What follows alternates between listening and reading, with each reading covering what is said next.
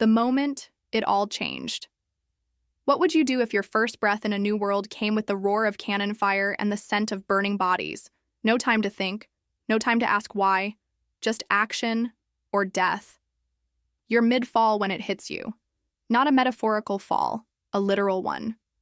The wind screams past your ears, light flashes, a city below. No, not a city, a battlefield. A frozen ocean filled with ships, marines, pirates, monsters, and right at the center of it all, a boy in a straw hat screaming his brother's name.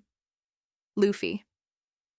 You don't know how you know his name, but you do. It echoes in your skull like something buried deep was suddenly unearthed. It's not just him.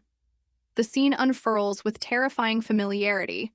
The three admirals, Whitebeard looming like a dying god, Ace locked in chains, and then you see it. A red-hot fist flying toward Luffy's chest. Akainu, magma erupting from his body, expression blank and merciless. You don't think. You don't even scream. You move. The sound is thunder when you hit the ground between them. Akainu's punch doesn't stop. How could it? It hits you square in the back. The pain is immediate, cosmic. Like your spine has turned to lava, like your insides are melting. But it doesn't kill you. You drop like a sack of bricks in front of Luffy, your body shielding him. His scream, raw and human, pierces through the chaos. "Who are you?" But your lips won't move. Heat radiates from within you, spiraling outward like something inside is cracking open. And then, darkness. You wake up to silence. Not quite silence. There's the distant murmur of voices, the beep of machinery, the clank of metal. You try to move, but pain floods every limb like venom. You're in a medical bay. A marine one, judging by the pristine coldness of the room. Shackles loop around your wrists.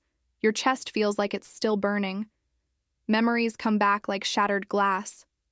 The battlefield, Luffy, Akainu, the impact, and then something else. A moment just before you lost consciousness. An image burned into your vision. A crimson fruit, split open in your hand, leaking molten juice like blood. You'd eaten a devil fruit. Not by choice. You didn't even remember doing it. But it explains everything. The survival, the heat, the fire that doesn't burn you, a logia. But not magma, not flame exactly. Something in between. A slow, heavy heat, dense and dark like volcanic sap. Resin, flame-infused but viscous, alive. A door opens. Two Marines enter, faces taut. One is a grizzled officer with half his face wrapped in bandages. The other a clean-cut man holding a clipboard. You tense. "You're lucky," the bandaged one says gruffly. "No one's supposed to survive a direct hit from Sakazuki." Clipboard guy doesn't look at you. He's not on any bounty list, no record, no devil fruit registry. It's like he appeared out of thin air. They stare at you, as if waiting for you to speak. You want to tell them the truth, that you don't know how you got here. That one moment you were somewhere else entirely, and the next you were falling through the sky. But something stops you. Would they even believe you? Clipboard guy continues. He shielded Straw Hat Luffy, took a hit for him. That's not nothing. He's dangerous, says the other. We keep him chained until command decides. As they walk away, you hear the click of the door behind them. Locked. Alone again. You breathe. And that's when you notice it. The air. Smells wrong. Your skin prickles. The heat you felt before. It isn't fading. It's building. Something inside you is awakening. You concentrate. You close your eyes. The pain is still there, but beneath it a strange pressure, like you're a kettle close to boiling over. You think about the fire, the resin, the way Akainu's magma had hit you and yet hadn't completely destroyed you. You focus on that feeling. Suddenly, the chains around your wrists heat up. Not by much, but enough for steam to hiss and curl into the air. You stare at them. This could be something. A voice rings in your head. Not a memory, not a thought. A warning from some hidden corner of this world's rules. You ate the flame resin fruit. Your body is fire. Your soul is fuel. And now, you burn. The salty breeze confirms it. You're in the world of One Piece. A journey of dreams, danger, and destiny awaits as the war for Ace's life rages just outside your cell. Time is running out, and your story has only just begun. Take a deep breath, feel the ocean calling, and let's dive into your story. The Grand Line awaits. Your wrists ache from the chains, but it's the heat inside you that threatens to consume you. Not rage, not fear. Something more primal, like pressure pushing against your skin from the inside, demanding release. You try to steady your breathing, to stay grounded. But nothing about this world is grounded. Footsteps echo in the corridor beyond your door, sharp, precise. A Marine squad approaches. They stop just outside. Room secured? Yes, sir. Subject restrained and sedated. Sedated? You're wide awake, but the moment the door swings open, you realize they mean to change that. 2 standard Marines enter. Behind them, a taller figure in a white coat. The emblem on his chest, the Marine insignia, trimmed in gold. Vice Admiral. He studies you like you're a specimen in a cage. So, you're the anomaly. You don't speak. Your voice feels like ash in your throat. The Vice Admiral steps closer. You shielded Monkey D. Luffy. Took a direct hit from Admiral Akainu and lived. That's not something we overlook. His eyes narrow. You're either a threat or a tool. Your fists clench against the restraints. You open your mouth to speak. Nothing comes out. Your throat is parched, like you've swallowed fire. Nothing to say? He asks, almost disappointed. Fine. You'll be transferred to G1 base for containment. Until then. He snaps his fingers. The 2 guards raise their rifles, tranquilizers. You react instinctively. It's not conscious thought. It's heat erupting from your spine, rushing to your hands. The shackles glow red, then snap.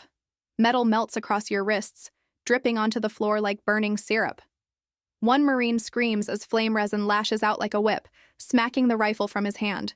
The other pulls the trigger, but you duck, momentum carrying you forward.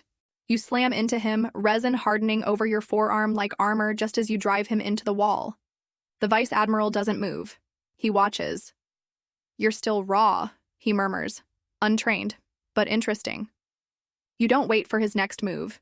You bolt, out the door, into the hallway, smoke trailing behind you. Alarms blare as Marines shout, red lights flash. The world around you becomes a blur of boots, shouts, corridors. You skid around a corner and stop. 3 more Marines block your way.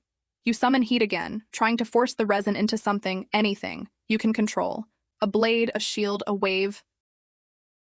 Nothing. Your body sputters. The resin drips like sweat. It's not listening anymore. Your legs shake. You're still too weak. The Marines raise their rifles. And then a wall explodes. Shrapnel sprays. Smoke pours in. Through the haze, a shape barrels through. Wide, fast fishman. Jinbe. Get down! He bellows. You drop instinctively. Jinbe slams into the corridor like a tidal wave, knocking all 3 Marines flat with a single spinning strike. Water pours off his fists like mini hurricanes. He turns to you, eyes scanning. Recognition flickers. You're the one who protected Luffy. You nod, swallowing the lump in your throat. He offers a hand. You hesitate only a second before gripping it. His skin is rough, calloused but steadying. He pulls you to your feet and doesn't let go. Come, we're not safe here. You run side by side. Down the hallway, through doors, past fallen Marines. Jinbe leads with unshakable precision. Finally, you reach the dock. Chaos reigns, warships burning, pirates fleeing, Marines scattered in confusion. Jinbe whistles. A small boat swings around the corner of a massive battleship.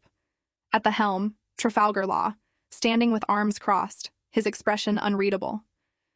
You made it, Law says flatly, eyes flicking to you. Picked up a stray, Jinbe replies. One that saved Luffy. Law's gaze sharpens. Get in. You leap onto the boat, collapsing beside a crate. Jinbe jumps in after. Law slams his palm to the deck. Room. The air distorts. Space ripples. The boat vanishes. It's quiet when you wake again. The rocking of a ship. The creaking of wood. Salt air thick in your nostrils. You sit up. You're in a cabin, Law's submarine, the Polar Tang. It's dimly lit, the soft hum of machinery all around.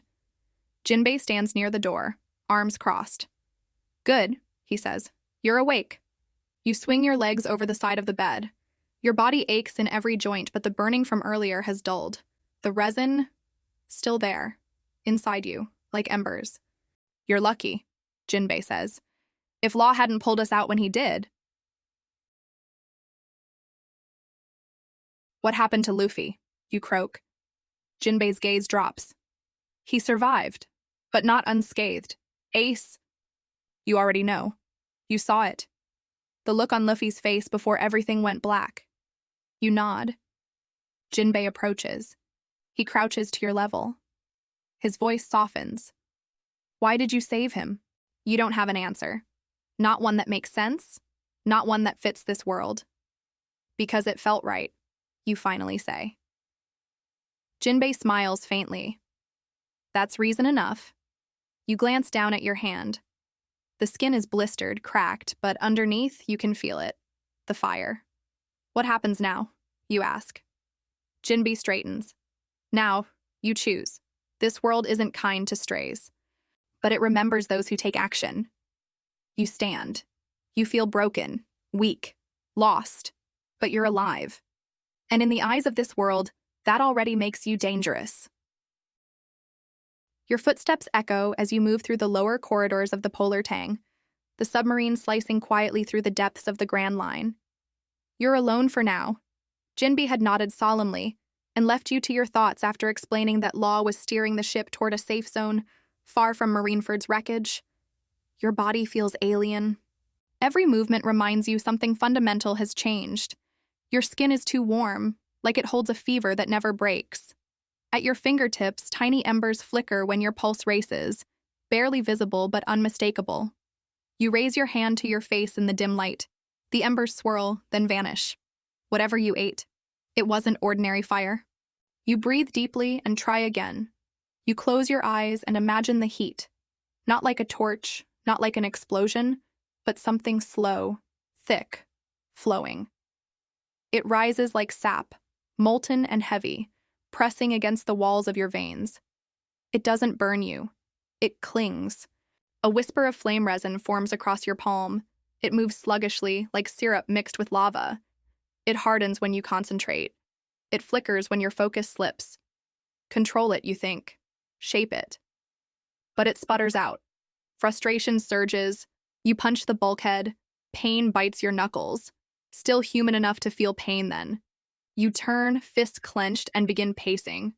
The metallic corridor hums around you. Somewhere nearby, Den Mushi chatter bleeps softly in the next room. You remember something Law said in passing as he handed you food earlier.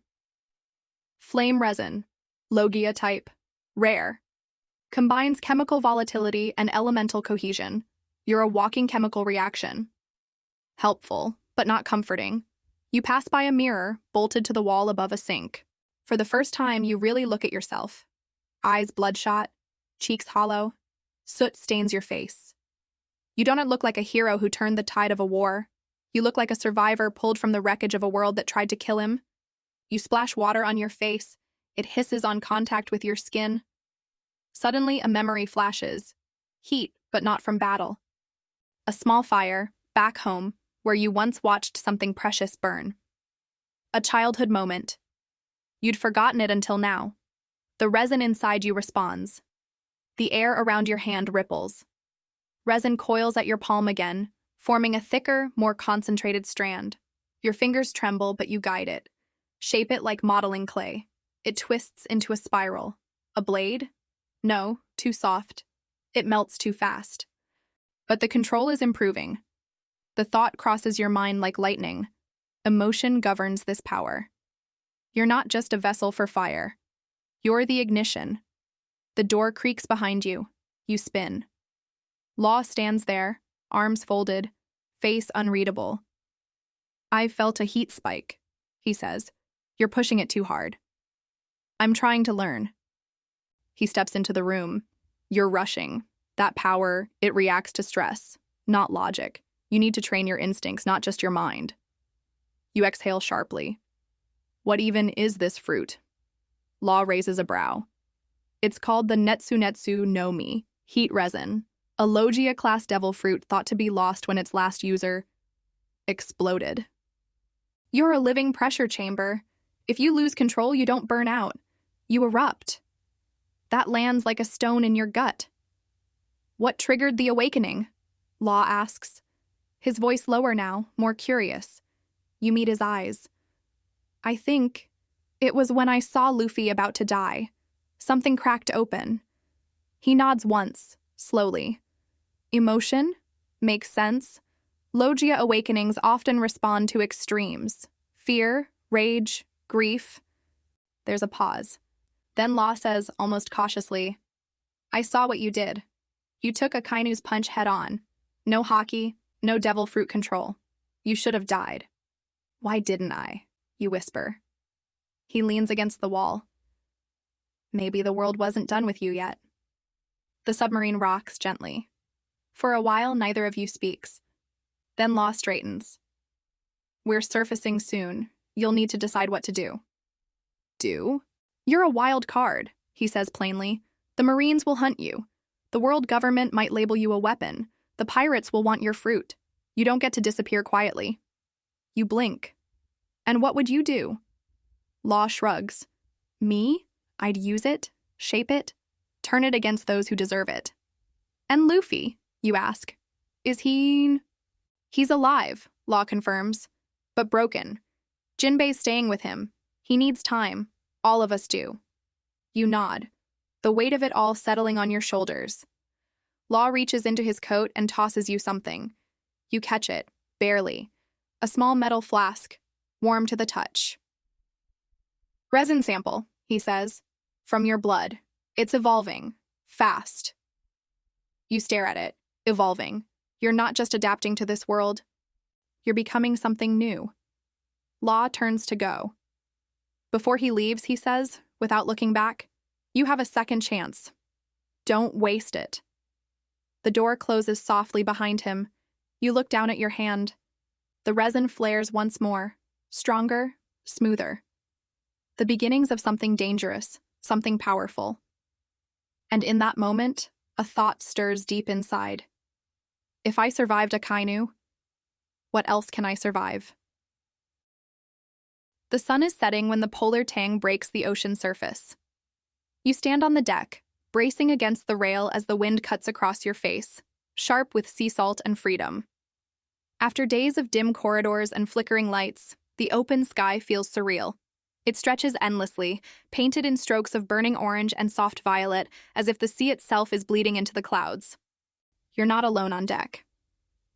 Jinbei stands beside you, arms folded over his chest, eyes locked on the horizon. There's a calm about him, not stillness, but strength. The kind that holds steady even as the world trembles. Where are we headed, you ask?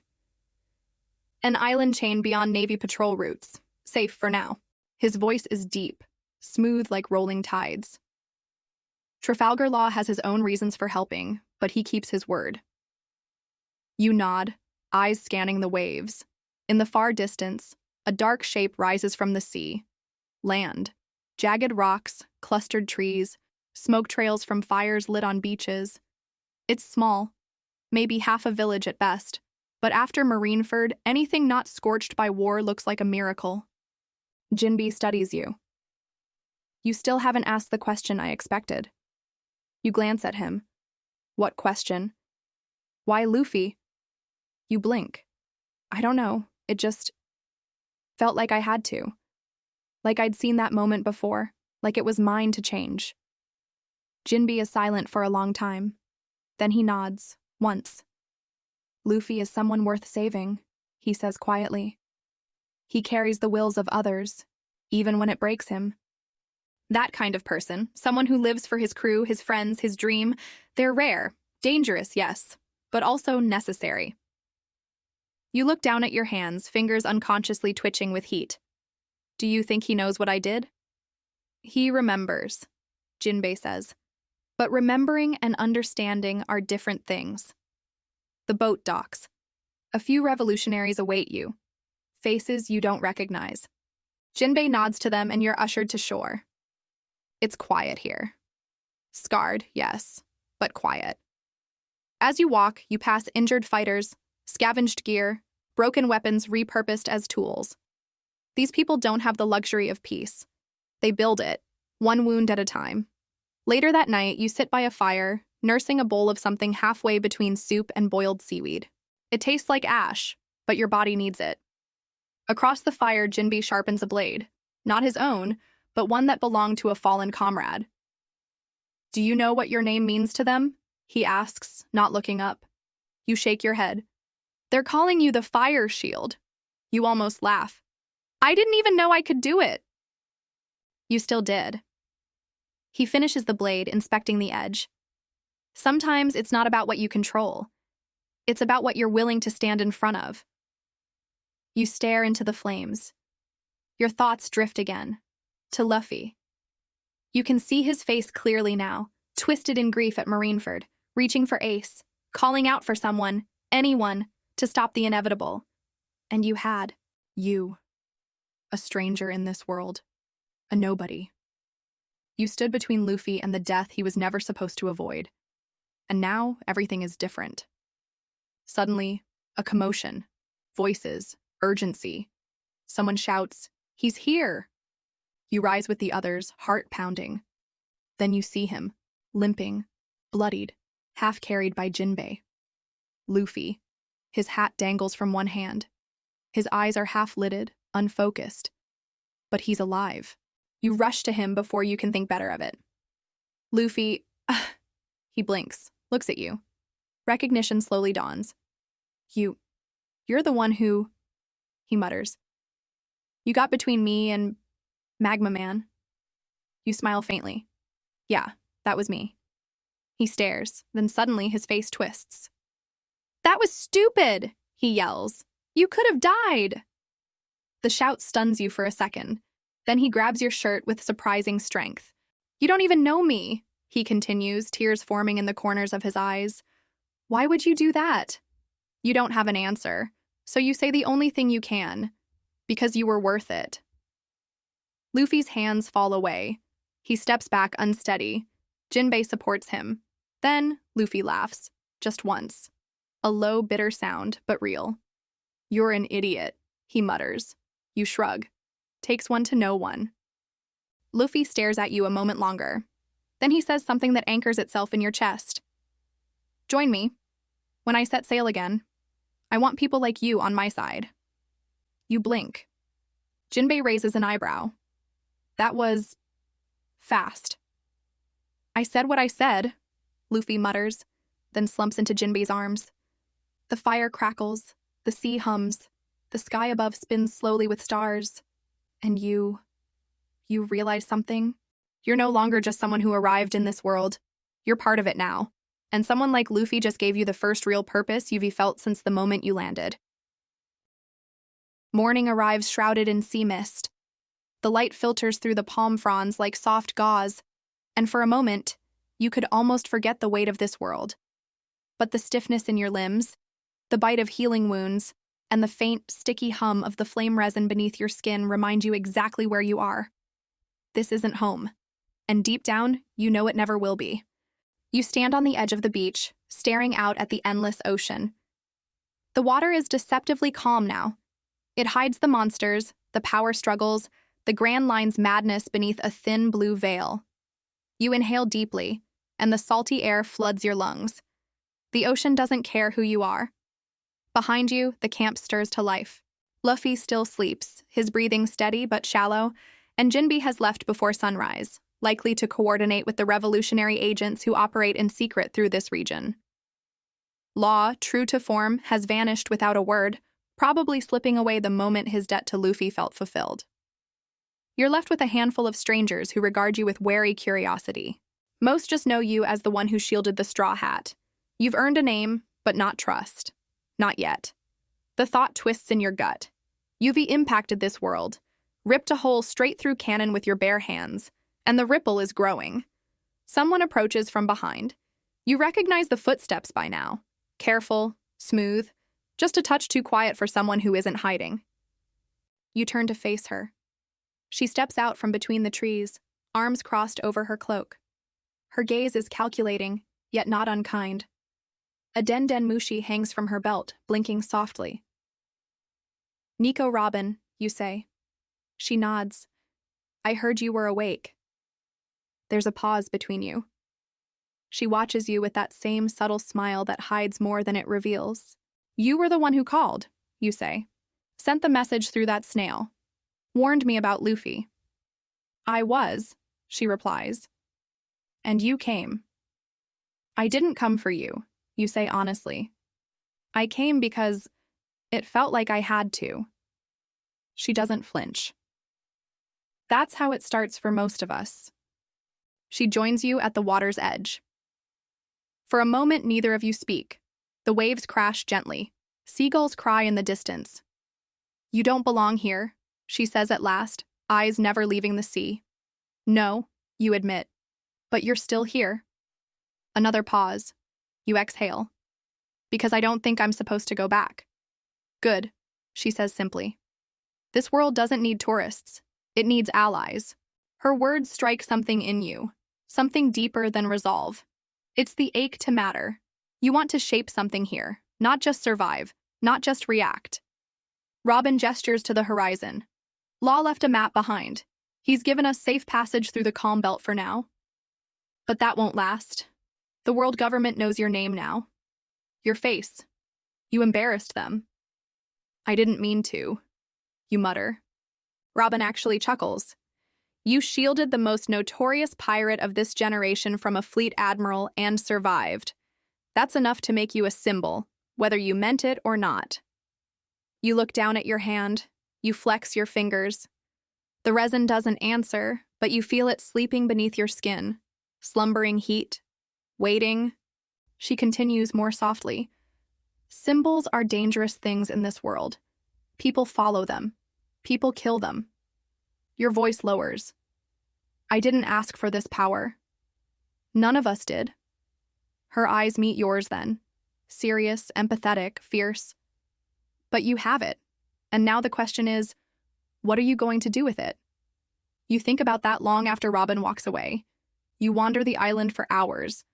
The trees shift in color as the sun rises, golden light bleeding into deep green. You find yourself beside a waterfall at the island's northern edge, where the mist rolls in over black rocks and sea dragons twist lazily in the distant shallows. You close your eyes. You try again. This time, you summon the resin, not in panic, not in fear, but with intent. It responds, slowly. It coats your hand in a slick sheen of molten resin, dark as tree sap, but glowing from within. You close your fist, it hardens. You open it again, and it reverts to liquid. You hold the shape. Try to form something. A blade, a spike, a claw. But it falters, slips out of control. You hiss as it scorches your palm. It evaporates, still too unstable, too emotional, too human. You collapse against the rock wall, breathing hard. Your body still hasn't caught up with your will. You're learning, yes, but everything here, the gravity, the temperature, even your own heartbeat, feels just slightly off. But the more you try, the more real it becomes. That night, as you lie under the stars with only the crackle of fire and the gentle roll of the sea to keep you company, a thought takes hold. You weren't supposed to be here, but you are. And that means you can make it matter. You pull your cloak tighter around your shoulders. You survived Marineford. You saved Luffy. You changed something. Now you just need to become someone worthy of what comes next. The storm comes without warning. 1 minute, the island is bathed in golden light, tranquil in its isolation. The next, black clouds rip across the sky, and the wind screams like a wounded beast. Thunder booms, shaking the ground beneath your feet. Rain pelts the canopy with furious rhythm. You wake to shouting. The revolutionaries are scrambling, fires snuffed out, supplies gathered. Jinbe barks orders from near the tree line. while Robin calmly closes a book and tucks it into her coat as if she expected this. You throw on your jacket and race down toward the camp's edge, resin flickering instinctively along your forearms. A strange unease twists in your gut. This isn't natural weather, not in the Grand Line. That's when you feel it. Pressure.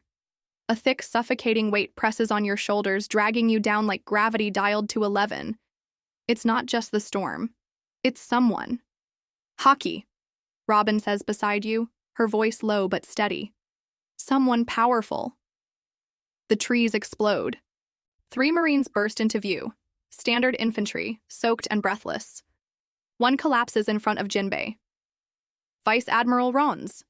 He's coming. Jinbei's eyes narrow. He must have tracked our signal. The name doesn't ring a bell. You glance at Robin, but she's already moving, her expression sharper now. Stay close, she murmurs to you. The jungle splits apart like paper, and he walks through. Vice Admiral Ronze, tall, lean, clad in a soaked black coat that clings to his armored frame. He doesn't have the monstrous bulk of someone like Akainu, but his presence is no less terrifying. His eyes are slate gray, cold and calm, and when they lock on you, your body instinctively tenses. You, he says. The word hits like a bullet. You don't even have time to move. He's in front of you in a blink. His punch slams into your chest, sending you flying backward through trees, branches snapping like twigs, breath ripped from your lungs. You crash into the mud, sliding until your back hits a fallen log with enough force to crack it. You gasp. Every rib screams. He doesn't even use a weapon. Jinbei is on him in seconds. Water fists crash into Ronzi's position, but the Vice Admiral doesn't dodge. He absorbs the hits, countering with brutal efficiency. They clash like titans, water against wind, as the storm around you builds. You stagger upright, your hands shake. I'm not ready. The thought is sharp, but it cuts through the haze. You push it aside. You don't have the luxury of waiting until you're ready. You summon the resin. It comes slower than you want, but stronger than before. Your arms coat in slick flame sap, glowing faintly despite the downpour. You don't try to shape it. You just let it flow, and you charge. Ron senses you and twists, catching your arm mid-strike. You pivot, duck under his grip, and swing with your other arm. Resin flares, hardens on contact, and cracks against his jaw. He flinches. Not much. But enough. He drives his knee into your gut. You double over, but your fist finds his side, resin crackling and sticking like tar. Steam erupts where rain meets your burning skin. He throws you again. You skid, roll, come up coughing. You're bleeding now. Your vision blurs. Everything hurts, but you're still standing. Rons doesn't speak. He raises a hand and the rain stops, just around him. His haki ripples outward. You feel your knees wobble. Jinbei tries to intercept, but Ronzi swings once, and a gust of compressed wind sends the fishman crashing into a tree trunk. He's coming for you now, directly. You plant your feet. You call on the memory, not of Marineford, not of Luffy, but something older, a fire, a house. Ash drifting through the air like snowflakes. Something lost, something that broke you long before this world. The resin answers. It ignites, not wildly, not in fury, but in purpose. It coats your fists and hardens. It weaves up your arms like armor. It connects, bonds, stabilizes. You feel the pressure shift. Ron's punches. This time, you block it. Resin shatters, but you absorb the force. You twist, hook under his arm, and land a hit against his ribs. Resin clings and burns, searing into his coat. He grunts, staggering. And now, he's bleeding. Your legs nearly give out. But adrenaline keeps you up. Ron steps back, reassessing. Not bad, he says. His voice is cold, flat, but not enough. He draws a blade now, obsidian black, coated in armament haki. You raise your fists again, even though your body begs for rest. Then a shout from behind. Robin. Fall back! Jinbei, staggering but mobile, throws a tsunami fist at the Admiral. It slams into Ronzi just as Robin grabs your arm and pulls. You stumble, breath ragged, heart thundering.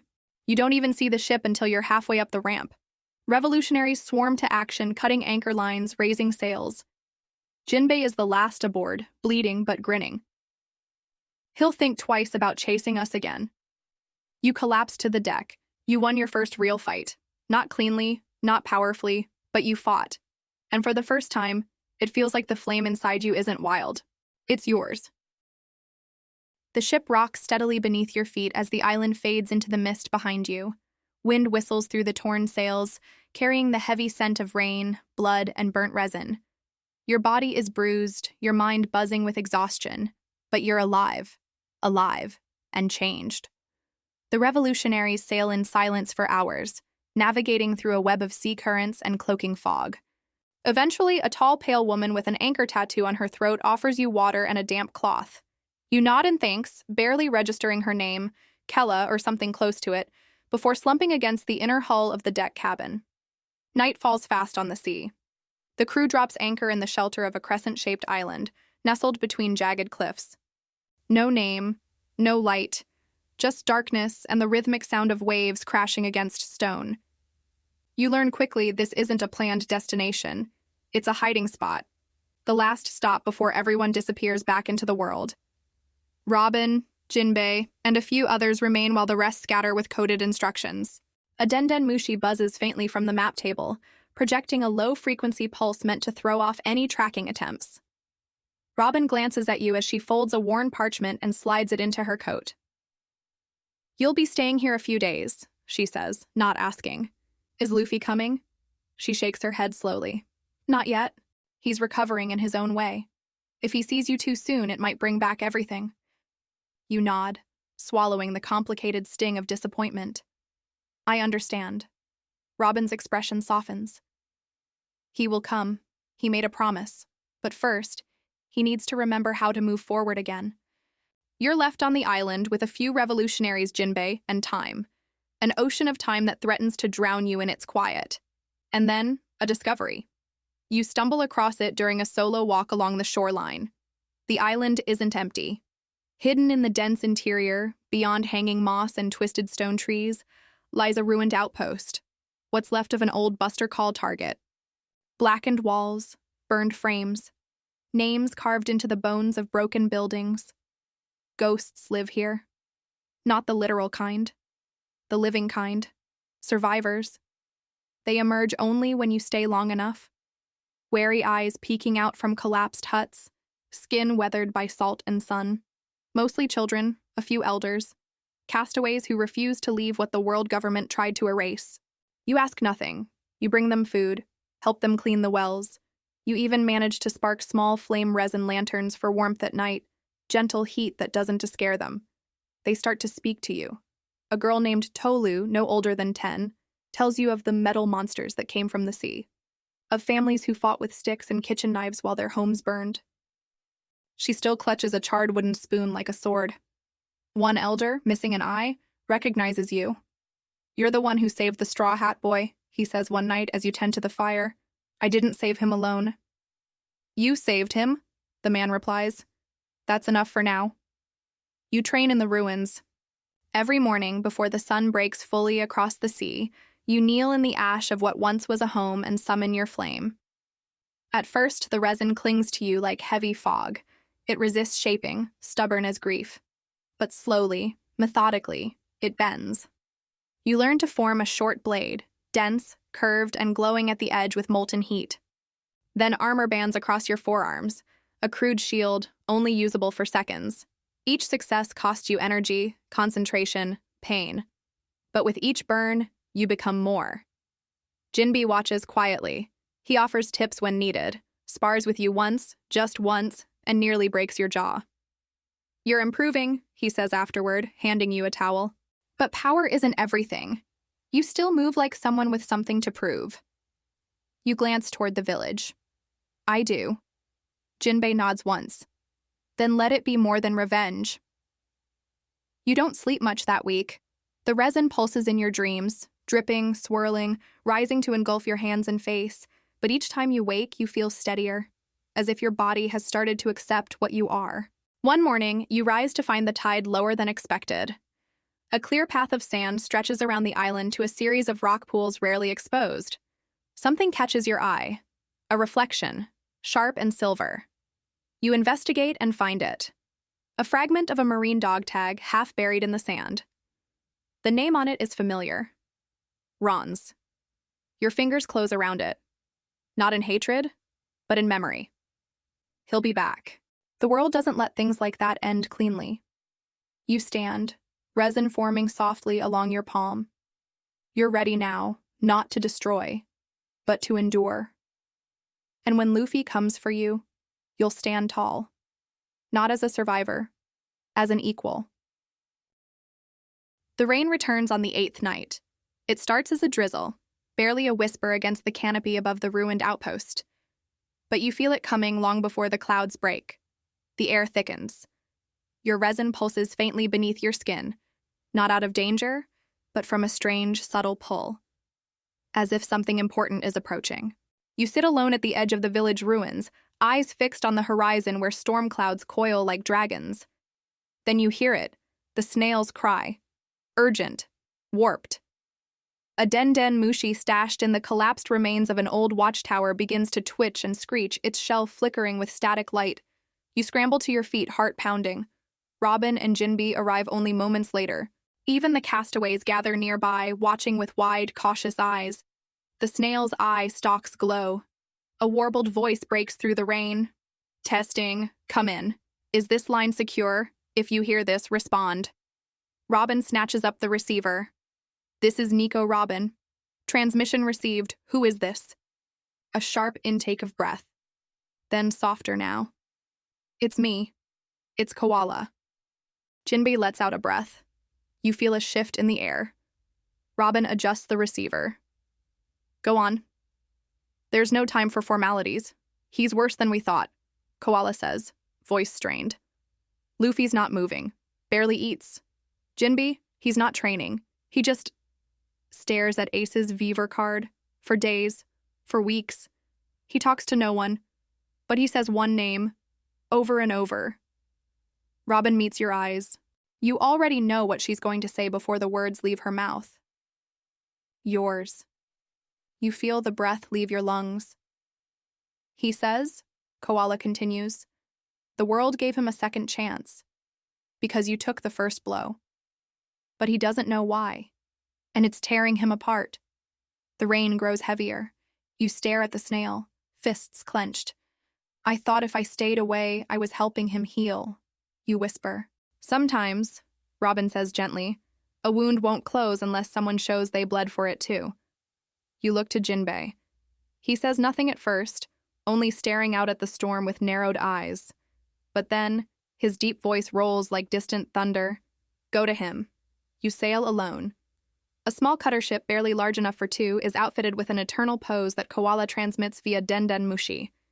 The coordinates lead through shifting skies, unpredictable waters, and the Grand Line's ever-defiant weather. But you don't flinch. Every mile pulls you closer to something that matters. The ship bucks as a sea king rises in the distance, enormous, teeth like razors, but it sees your burning gaze and dives deep without challenge. The wind howls, you don't care, you're going to him. When you arrive, the island is dead quiet. No port, no lights. Just a blanket of mist curling around a craggy shoreline. It takes hours to scale the cliffside with what little gear you carry. The flame resin helps, hardening into claws when you need grip, then melting when you descend. You follow the signs, worn trails, cracked footprints in the mud, scorch marks from someone losing control of hockey or grief. Eventually you find him. A shallow cave carved into a hill, looking out over a cliff. A makeshift grave of stones beside him, his back to you. He doesn't react as you step closer. His hat rests on his knees. His eyes are empty. Luffy. No response. You kneel beside him. For a moment you say nothing. The storm rages behind you both. The sea roars far below. Finally, he speaks. You should have let it hit me. The words are low, barely audible. I did, you reply. But I survived. He laughs once, cold, dry. Why? You think about your answer. The one that's been forming since the day you landed in this world. Because you're not just a pirate. You're you. And whether I belong here or not, I knew one thing the moment I saw you fall. This world needed you. And if I had to burn just to give you one more second, I'd do it again. He turns toward you. His eyes, bloodshot, tired, but searching, finally meet yours. And now what? He asks. You smile, not because you're sure of anything, but because you finally understand. Now you stand up. His brow furrows. And then we keep going. The words hang between you, trembling like firelight in the storm. Luffy stares for a long moment. Then slowly he reaches into his coat. He pulls out something small, folded parchment, yellowed with sea and sun. He hands it to you. Ace's Vivre card, he says quietly. Zoro gave me your piece, said I should give it back when I was ready. You feel your throat tighten. You take the card. It pulses faintly in your palm, still burning, just like you. He stands, shaky, but taller than before. I'm not done, Luffy says. Not yet. And you believe him, because neither are you. Reunion with the Straw Hat, Shadow. It takes less than a day to feel the difference in him. Luffy walks ahead now, shoulders squared, steps deliberate. He doesn't smile much, not yet. But when he looks at you, it's with something raw and real. Not just recognition, respect. He doesn't talk about Ace unless he wants to. Moving toward a destination he won't name. A place he insists will matter. The wind is calm. The resin in your body rests, not dormant but steady, like a heartbeat synced with the waves. And finally, as the sun sets over a jagged cluster of dark cliffs, you see it. A small island, sparse trees, a winding river, and a looming castle-like structure in the center. Luffy simply says, "He's here." You raise an eyebrow. Who? Zoro. You stop rowing. Zoro? Luffy nods. He's been training, since everything fell apart. He left first, said he'd only come back when he was ready. You dock quietly and hike up the broken stone path that winds through the forest. The silence here is dense, heavy with focus. You hear the distant sound of steel slicing air, and then you see him. Zoro stands shirtless in the clearing, facing a massive ancient tree. His bandana hangs from his belt. Wado Ichimonji gleams in the twilight. His breath is steady. His body is marked with new scars. Mihawk leans against a boulder nearby, arms folded, watching like a bored hawk watching its prey. Zoro doesn't look at you, not right away. About time, he says. You glance at Luffy. He nods and steps back. This isn't his part to play. Zoro sheaths his sword and turns to face you. You're the one. You don't respond. You're the one who saved Luffy. You nod. I'm the one who got between him and Akainu. Zoro walks toward you slowly. I've cut through iron, men 3 times my size. Things I don't even have names for, but I couldn't stop that punch. His voice is calm, but every syllable hits like steel on bone.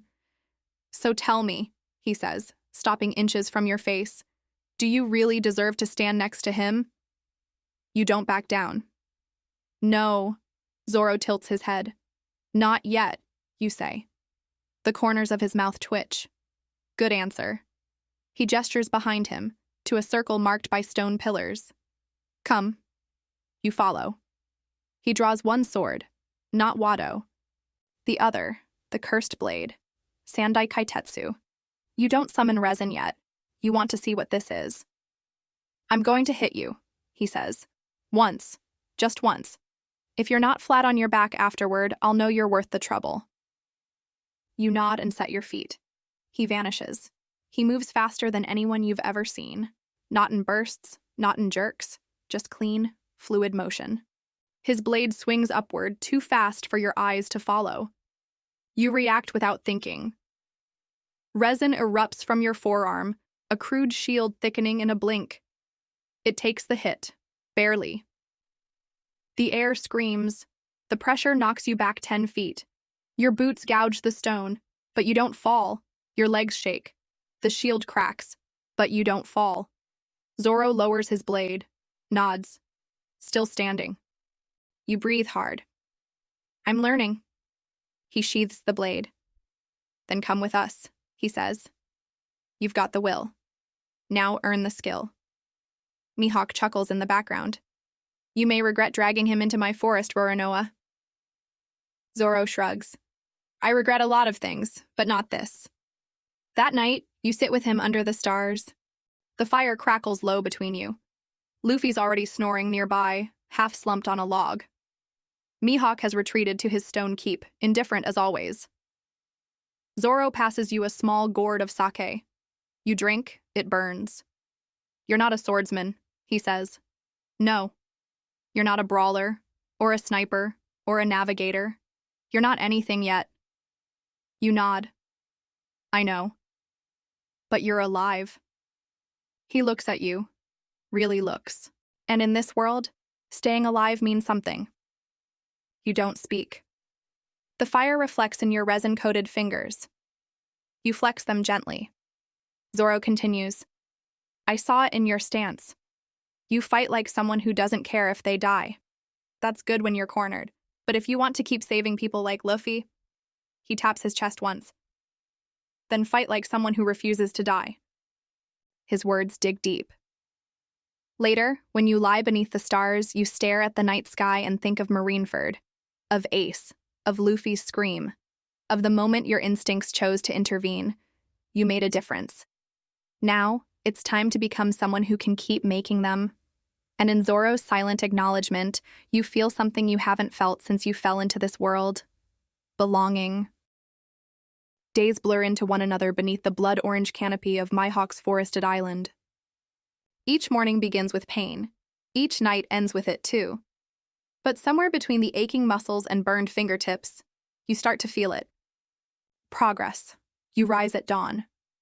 Zoro is always already training, swinging his blades in rhythm with the wind, shirtless, soaked in sweat, eyes locked on invisible enemies. He doesn't speak much, not when he's in that zone.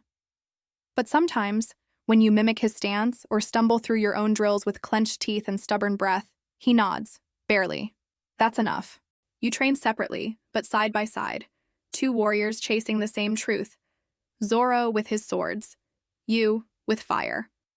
The resin becomes your blade, your armor, your breath.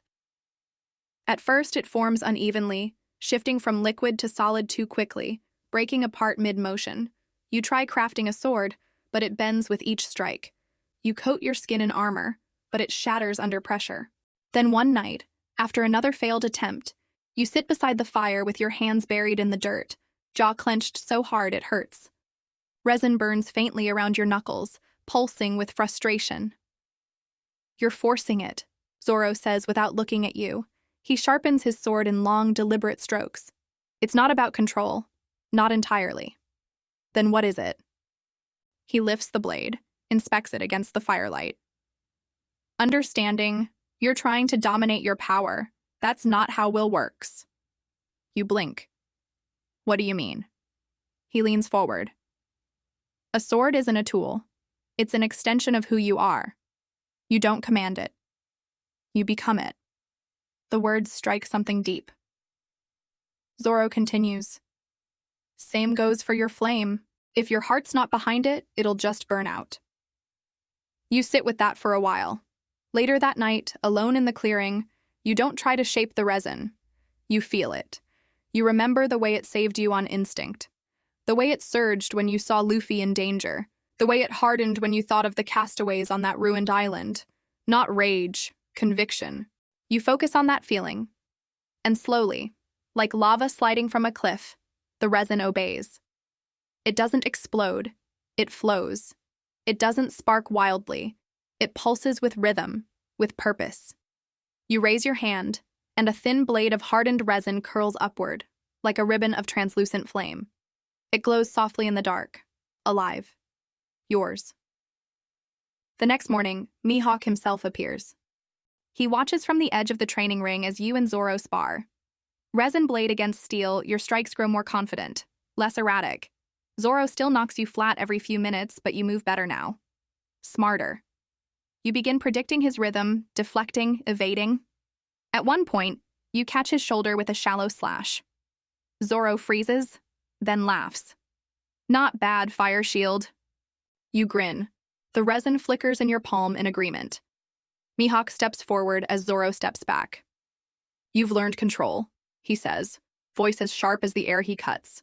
But there's more to power than wielding it without killing yourself. You nod. Then teach me. His eyes gleam. Fine. Let's see what the fire inside you is really made of. The next 3 days are hell. Mihawk doesn't hold back. He doesn't train you the way Zoro does, with patient repetition. He attacks, without warning, without reason. You're forced to react, adapt, refine. The resin becomes armor under pressure and weapon under desperation. He pushes you to the edge of collapse, and you find something there. In the darkest hours of fatigue, when your limbs tremble and your lungs burn, you unlock a new rhythm, your own rhythm. You stop imitating, you start creating. A style that bends, that absorbs, that strikes with punishing weight. You coat your legs in resin, using hardened treads to increase momentum. You launch flame-forged fists into Mihawk's blade, not to match him, but to outlast him. Zoro watches in silence. Mihawk cuts through your guard again and again, but his eyes shift, subtly. You're becoming more than a survivor. You're becoming a combatant. And on the 6th night, after a particularly vicious spar, Mihawk finally lowers his sword. You've built a foundation, he says. Now burn the rest of your weakness away. He turns and walks off without another word. You collapse onto your back, resin fading from your skin, and stare up at the stars. They spin slowly above, a reminder that the world is vast, and you are just beginning. Zoro sits beside you, tosses you a canteen. Guess you're not dead yet. You chuckle. Not today. He leans back on his hands. You're starting to make your own kind of strength. I've still got a long way to go. He nods once. Good. That means you're not stupid. You both sit in silence for a while, fire crackling, night air cool on your skin. Then Zoro says, almost absently, Luffy asked me to find out if you were ready. You turn to look at him. Well, you ask. He grins. I told him yes. You feel it. Not relief, not pride. Something deeper, a quiet certainty. You're no longer the stranger who fell from the sky. You're a flame tempered by loss, sharpened by will. And now, you're ready to shape the future with your own 2 hands. You wake before dawn, not to alarms or enemy attacks, but to stillness. The kind that settles just before something important shifts. Zoro is already awake, of course. He sharpens his blades under a tree, eyes closed, breathing slow. You nod to him as you pass, but he says nothing. He knows this morning is different. Today, you're leaving the island. You pack quickly. What little you have fits into a small satchel. Your resin blade, now more reliable and refined, rests at your side like an extension of your body. It's no longer just a tool. It's a part of you. Luffy waits at the dock. He's leaning back in the small cutter ship, arms behind his head, straw hat tilted over his face. He looks almost like he did the first time you saw him, but you know better now. You see the weight in the way he breathes, the way he doesn't whistle or hum like he used to. Zoro joins you just as you reach the ship. I won't say good luck, he mutters. That's for gamblers. You raise an eyebrow. Then what do you say? He meets your gaze, serious. Don't waste what you've earned. He reaches into his coat, pulling out a crumpled piece of parchment, darkened at the edges, slightly torn. You recognize it instantly. A vivre card, faintly pulsing, almost too weak to notice. Zoro presses it into your hand. Aces, the last scrap. You stare at it. I thought it was lost. So did I, but Robin found it. Said it still had one more purpose. You swallow, fingers curling around it gently. The warmth is faint, but undeniable. Not literal heat, something deeper, a connection, a will. Zoro steps back. Luffy doesn't talk about him much anymore, but I see it in the way he looks at the sea. The silence isn't forgetting. It's remembering too loudly. You climb into the boat beside Luffy, who sits up, blinking slowly. His eyes fall on the paper in your hand, then flick back to your face. He says nothing, but he smiles. Small. Real. You set sail before the sun crests the horizon. You travel for 2 days. The ocean is calm, unusually so, as if it's waiting. Luffy doesn't talk much, but when he does, it matters.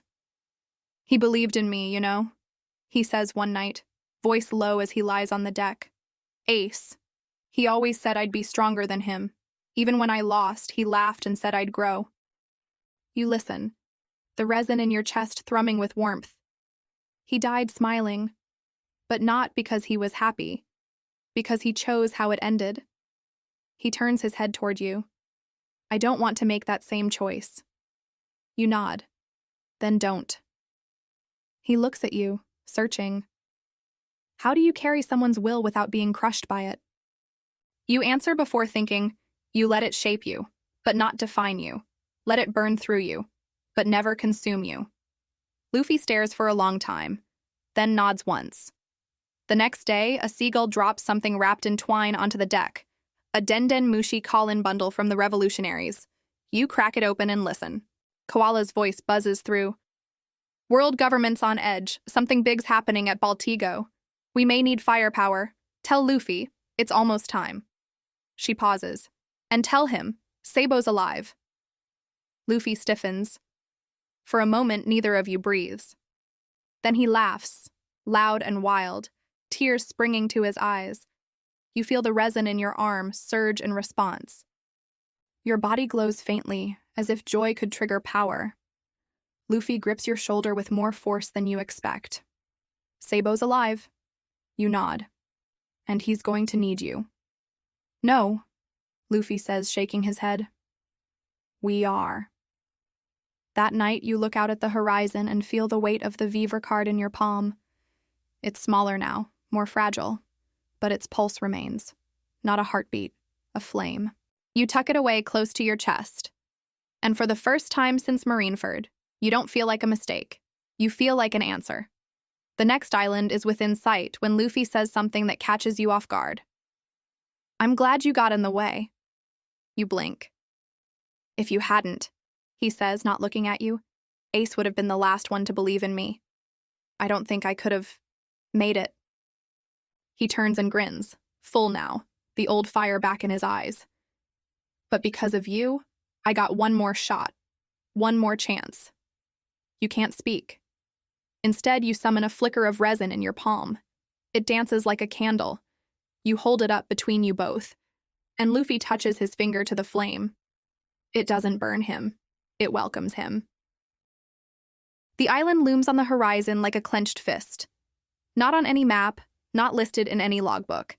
A jagged patch of land hidden between whirlpools, cloaked in electromagnetic fog and flanked by weather patterns that repel even seasoned marine ships. But your eternal pose guides you there unerringly. Baltigo, revolutionary territory. You feel it before you land. Tension thick in the air like a storm about to break. Luffy's posture stiffens beside you. His smile is gone. He knows, as you do, that this isn't a rescue. It's a reckoning. As your ship approaches the makeshift dock, a crowd waits, some in ragged uniforms, others armored, all watching. Then you see him. Sabo. Tall, proud, the wind catching his coat. His face flickers with disbelief when he sees Luffy.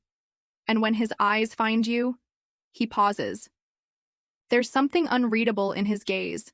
He rushes forward and Luffy leaps from the boat, laughing, shouting, crashing into his brother with a force that nearly knocks Sabo over.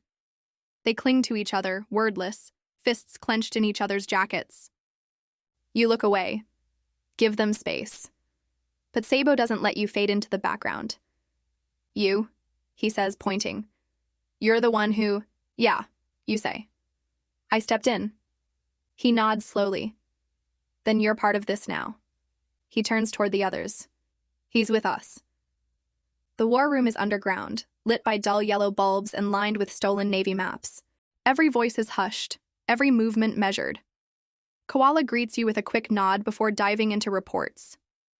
Dragon, tall, composed, wrapped in layers of darkness and command, studies you for a long time.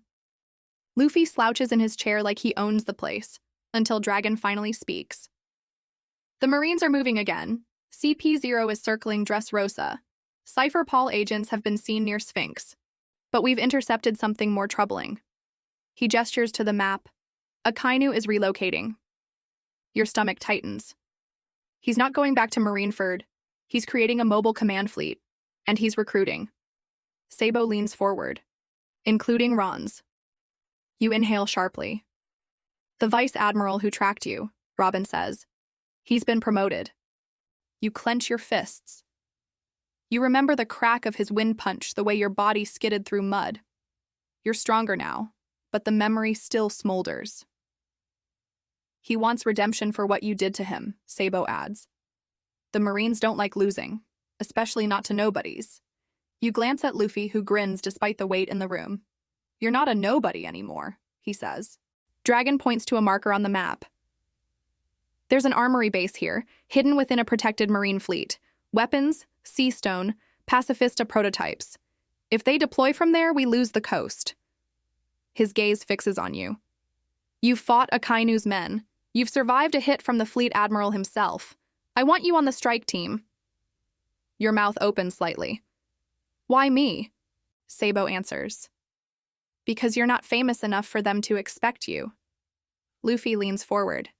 And because we trust you. The room shifts, silent, tense, watching your answer. You exhale. I'm in. The infiltration is fast and brutal. You ride with a team of revolutionaries in cloaked boats. Robin provides intelligence. Sabo leads. Luffy joins at the last second. You'll need backup, he says with a grin, punching his palm. Your target. A floating marine fortress disguised as a cargo barge. It rides low in the water, armed with dozens of cannons and experimental weaponry. A Denden Mushi juts from its bridge, blinking steadily. You hit it at midnight. Smoke bombs. Sabotage. A team sneaks aboard, splits to disable communication lines and engines. You find yourself deep in the bowels of the ship, navigating narrow metal corridors that hum with heat and pressure. Then you feel it. Him. Vice Admiral Ron's. You round a corner and there he stands, gauntlets glowing, eyes colder than before. A long red scar arcs across his face, the price of your last encounter. You survived, he says flatly. So did you reply. You ready your stance.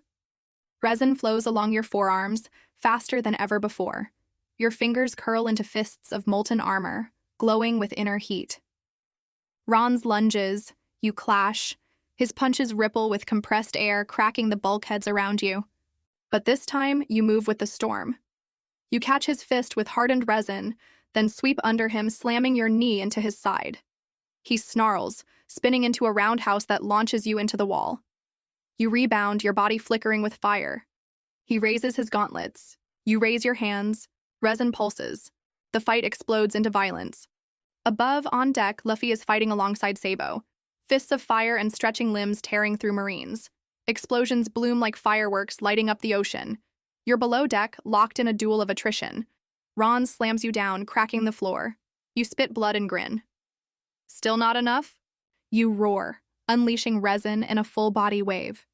It coats the corridor, melts metal, and hardens in a dome around you both. He panics. You close the distance. Your resin blade forms in your palm, sharp and red-hot. You drive it upward, through his gauntlet, into his chest. He gurgles. Falls. The dome collapses. You stand above him, chest heaving, eyes burning, but you don't kill him. You walk away. You choose to walk away. Later, as the ship burns behind you and the revolutionary fleet retreats, Luffy claps a hand on your shoulder. You didn't end him. You shake your head. I ended what he could do. He grins. Good. I like that version of you. You turn toward the flames, watching the fortress crumble into the sea.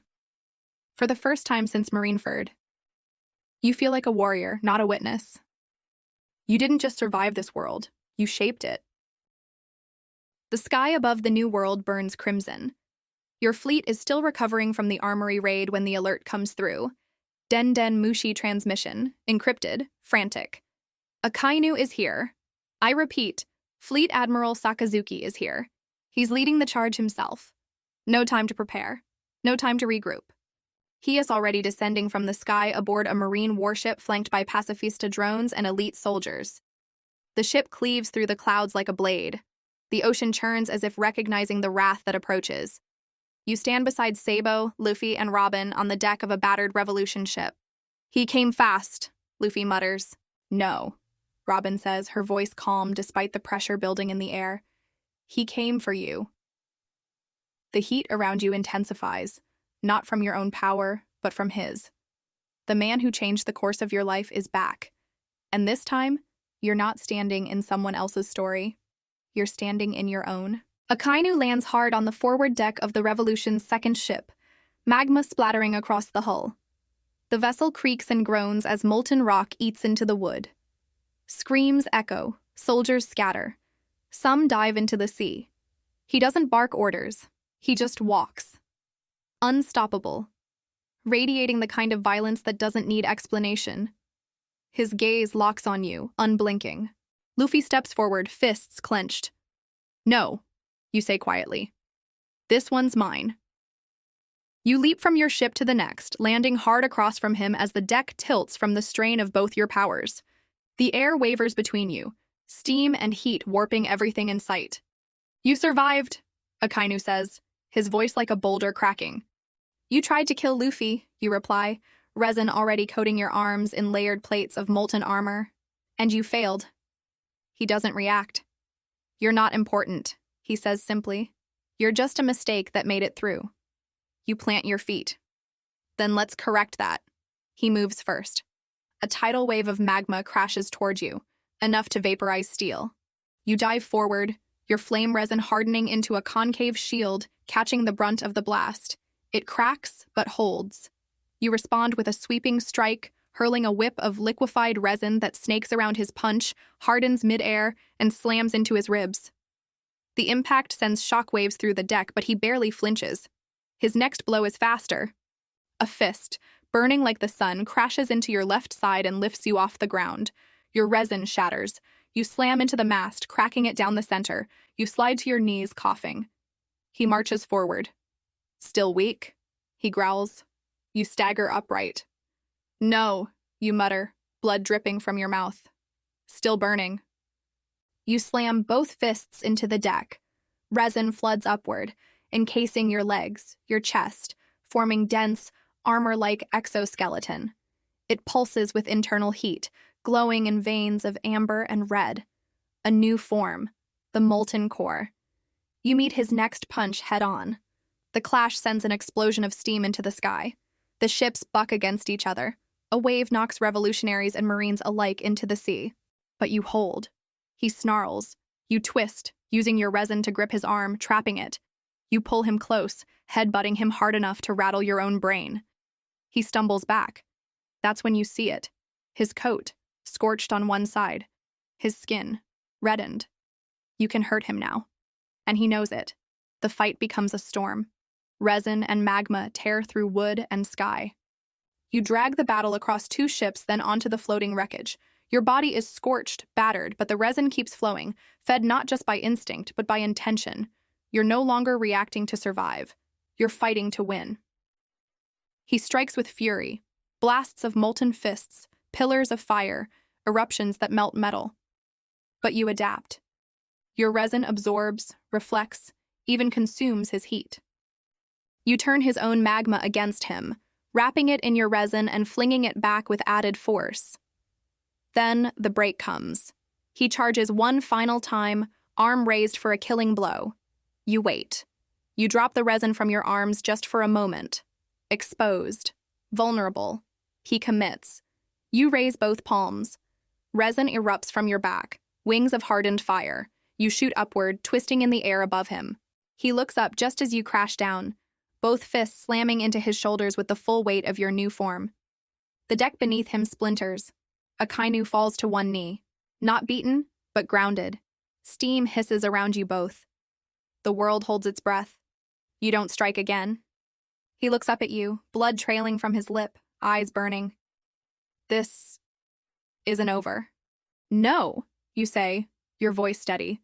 But it's my turn now. He vanishes in a burst of magma, retreating across the water on a pillar of fire. You don't follow. You drop to your knees. Luffy appears beside you moments later, hauling you upright. You did it. No, you croak. I changed it. He grins, supporting you as the wreckage burns around you. And in that wreckage, the Marines see something terrifying. Not the straw hat, not the revolutionaries, but you, the fire that didn't die. The sea burns behind you. The shattered remnants of the marine fleet drift across the waves, glowing like fallen stars. Acrid smoke twists into the dark sky as revolutionaries pull their injured from the wreckage, while others scramble to scuttle what remains of the weapon cargo. You sit on a broken beam near the stern of the ruined warship, your body wrapped in a haze of exhaustion. The molten core form has faded, the resin now dormant beneath your skin, resting like coals after a wildfire. Your knuckles are cracked, your lungs ache with every breath. But you're still alive. Barely. Luffy drops beside you with a huff, tossing a half-empty canteen into your lap. You catch it with trembling fingers and drink deeply, the lukewarm water tasting like victory. He glances sideways. You look like hell. You smirk. Feel worse. He stretches out, arms behind his head, grinning up at the stars. You held your ground against Akainu. That's insane. You don't answer, because you're not celebrating. Not yet. A scream cuts through the night. You shoot to your feet. Luffy is up beside you in a blink. Koala rushes across the deck, her boots splashing in shallow pools of seawater. He's back. Ronzi survived the collapse. We missed his signature. He's underground, planting something. Your pulse spikes. What kind of something? An ignition trigger. We overheard him on a den. He's going to destroy the central magazine. All of it. The Seastone stockpile, the remaining pacifista units, the prisoners. Your heart sinks. How long? Minutes. The world narrows. You turn to Luffy. Get everyone out. What about... I'll stop him. No, I have to. Your legs move before your brain finishes the thought. You launch off the wreckage, trailing smoke, resin surging along your feet to boost your momentum. Every movement burns. Your muscles scream. But you run anyway, through the collapsing corridors, down past flooded decks, to the belly of the warship. And there, at the core, you find him. Ron's, bloody, burned, but smiling. He's already activated the trigger. Your senses confirm it. Resin heat and mechanical ignition signals clash in the air like opposing heartbeats. A chain reaction has begun. A timed detonation. He sees you, smirks. Too late. You freeze. You can stop it, but only by sealing the magazine. That means containing the explosion, redirecting the pressure, turning the resin inward. But if you do, you'll survive. Maybe. But they won't. The prisoners, civilians, revolutionaries too slow to escape. You have a choice. Kill Ron's and destroy the base, removing one of the world's most dangerous resources from marine hands. But it would mean sacrificing everyone still trapped below. Or contain the blast, absorb it, let Ron's live, and save lives. Your fists clench, your resin pulses, weak, desperate, but it listens. You take one slow breath and choose. You seal the chamber. Resin floods the magazine chamber, flowing through the walls, locking into the seams of bulkheads and fuel lines. You hear the hum of detonation climbing to a shriek. Ron's shouts in protest. You dive into the blast chamber, your entire body engulfed in resin. It crawls over your eyes, into your mouth, down your chest. Tight, suffocating. Then, detonation. Heat unlike anything you've ever felt. Pressure folds the air. But your body holds. The resin forms a cocoon, absorbent, adaptive. Your mind screams. Your soul stretches thin, barely holding the shape of yourself as energy pulses through you. A second passes. Then another. Then silence. You collapse in darkness. You wake in sunlight. The deck above is open to the sky. Luffy kneels beside you, eyes wet with relief. Sabo stands nearby, arms folded, watching with a look somewhere between disbelief and admiration. You sit up slowly. You didn't run, Luffy says quietly. I couldn't. Koala appears, smiling gently. They're all alive. Every prisoner, every revolutionary. You stopped it. You nod. But something gnaws at the back of your mind. Ron's escaped.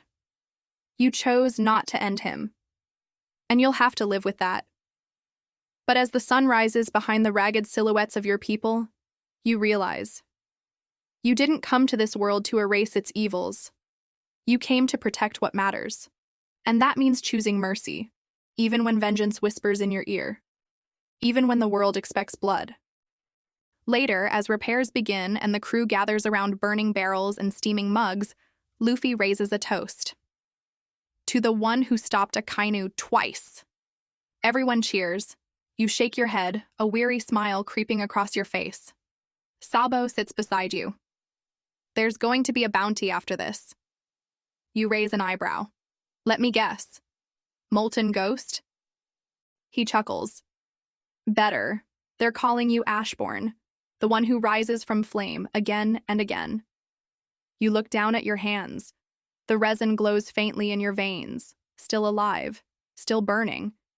And now, with a choice behind you that cost everything, yet gave more than you ever expected, you understand the truth. You're no longer trying to survive this world. You're helping to shape it. The sea is quiet. A strange peace has settled across the remains of the battlefield. The revolutionaries work in low voices, repairing sails, counting supplies, helping the wounded. But there's no rush, no panic, only a stillness that feels earned. You sit near the bow of the ship, legs dangling over the edge, watching the water ripple under the hull. The heat in your body has cooled to an ember now, steady, patient, not gone, never gone, just waiting for the next time it's needed. Footsteps behind you. Luffy drops beside you, letting out a long breath. Can I tell you something? He asks. You nod. When Ace died, I thought I had to become someone else, someone stronger, someone harder. He pulls off his hat and stares at it. But I'm not good at being anyone but me. He glances sideways. But then you showed up, and you didn't try to be someone else. You just were. Even when it hurt, even when it didn't make sense. You don't know what to say to that. So he keeps going. You didn't save Ace, that's true, but you saved me. And now, everything I do, every punch I throw, every person I protect, is because you stood in front of me and made sure I got another chance. He grips your shoulder. And I won't waste it. You smile, slow and real. I know. He stands, stretching. We leave soon. Dragon's given the signal. Big things are coming. You nod, looking out toward the horizon. What about you? He asks. You think about it? The journey. The moments that defined you. Your arrival at Marineford. The heat of Akainu's first blow. The fear, the fire, saving Luffy, the castaways, Zoro, Robin, Ron's, the choice that nearly cost everything. The truth is, you're no longer the person who fell into this world. You're something more. You turn back to him. I'll follow you, you say. Wherever you go. Luffy grins wide. Good. I need people who burn bright. By afternoon, the fleet sails under a new banner, one not of piracy or war, but of change. You stand near the mast, wind in your hair, the ocean stretching out in every direction. Robin passes by with a nod. Sabo offers a salute. Zoro, appearing from a nearby ship, smirks before disappearing again. And as the sun dips toward the horizon, Luffy stands at the bow, pointing ahead. There, he shouts. That's the next stop. You don't ask what's waiting. You don't need to. The sea may be chaotic, the future uncertain, but for the first time since arriving in this world, you aren't just reacting to it. You're moving forward. Flame in your veins, steel in your will. And the world, this vast, beautiful, broken world of One Piece, is no longer a story you fell into. It's the one you're helping to write. You remember the moment it all began, falling from a sky that shouldn't exist, into a war you didn't understand, between legends who could shatter mountains. You didn't come here as a warrior, or a hero, or a chosen one. You came here as a stranger. But somewhere between the magma and the flames, the ash and the agony, you became something more. You stood in front of fate and said, not today. You didn't run. You didn't break. You burned. You changed Marineford. You saved Luffy. You earned the respect of Zoro, the trust of Robin, and the shared fire of Sabo. And you faced the man who tried to kill you twice and stood your ground, not out of revenge, but for something bigger. You found your place in this world not by overpowering it, but by choosing how to live in it. That's the truth of One Piece, isn't it? It's not just a world of devil fruits and bounty posters, it's a world of will. A place where the fire inside you matters just as much as the fire you can unleash. A place where freedom is the real treasure, and where every choice, no matter how small, can echo forever. You made your choice. And in doing so, you lit a fire that will never die. So now we ask, if you had the chance, would you take the fall? Would you burn to protect someone else's dream? Or would you become the dream worth protecting? Take a breath. Feel the salt on your lips. The sea calls your name. And wherever you go next, know that in the world of One Piece, you lived.